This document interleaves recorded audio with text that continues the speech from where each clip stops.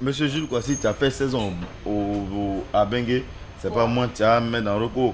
Eh bien, nous, on est ici, on va te mettre dans bon. Mais néanmoins, nous autres aussi, on va pas aller nourrir nos familles. Vent. Non, nous, on est derrière toi. Patron! Pharaon Dibi, 28 ans, chômeur, a trouvé un moyen de se faire de l'argent. Son métier, ropero.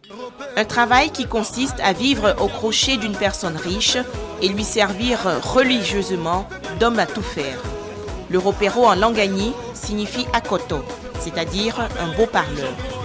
Cette activité se développe de plus en plus en Côte d'Ivoire et particulièrement dans le district d'Abidjan. La cible du ropero, les footballeurs professionnels, les artistes célèbres et les Ivoiriens de la diaspora, appelés communément les benguistes.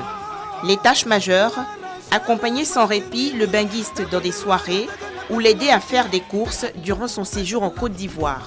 Le gars, il a fait 10 ans en Europe, il arrive, il a besoin de quelqu'un pour l'aider. À chaque fois, il va t'envoyer faire des courses. Tiens, 10 000 francs, on va faire tes courses. Les 10 000 francs, vous savez que la course, c'est 5 000, 3 000. Mais la monnaie, en général, il ne réclame jamais.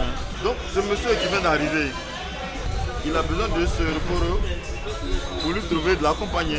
Cette activité a des bénéfices multiples, car lorsque le benguiste, pendant son séjour en Côte d'Ivoire, est satisfait du travail de son ropero, il lui offre, au moment de rentrer en Occident, une généreuse somme d'argent, généralement des euros ou des dollars, des habits, des chaussures ou des parfums de grande marque. Et selon certaines indiscrétions, la gente féminine ivoirienne se serait également lancée dans la fonction de ropero. La femme ropero même, c'est encore grave parce que là, quand elle a sa copine, là, c'est beaucoup fermé. Elle veut même plus qu'une autre copine puisse entrer. C'est fermé. Voilà, un homme au moins, il peut appeler son gars sur, son partenaire sur, mais ses partenaires, sortir de temps en temps, le vieux père, et puis bon, prendre un pot, s'amuser. Mais le métier de ropero n'est pas toujours commode. Il arrive souvent que le benguiste en question soit très capricieux, voire trop exigeant. Et face à cette situation, le ropero est obligé de cultiver une soumission volontaire, les euros ou dollars étant très alléchants. Les caprices, vraiment, il y en a. Il veut que tu le loges dans un hôtel, tu lui trouves un hôtel, il trouve que c'est pas assez propre, la douche n'est pas comme si, le lit n'est pas comme si, ils ont vraiment beaucoup de caprices après. Mais le repero, qu'est-ce qu'il fait? On accepte.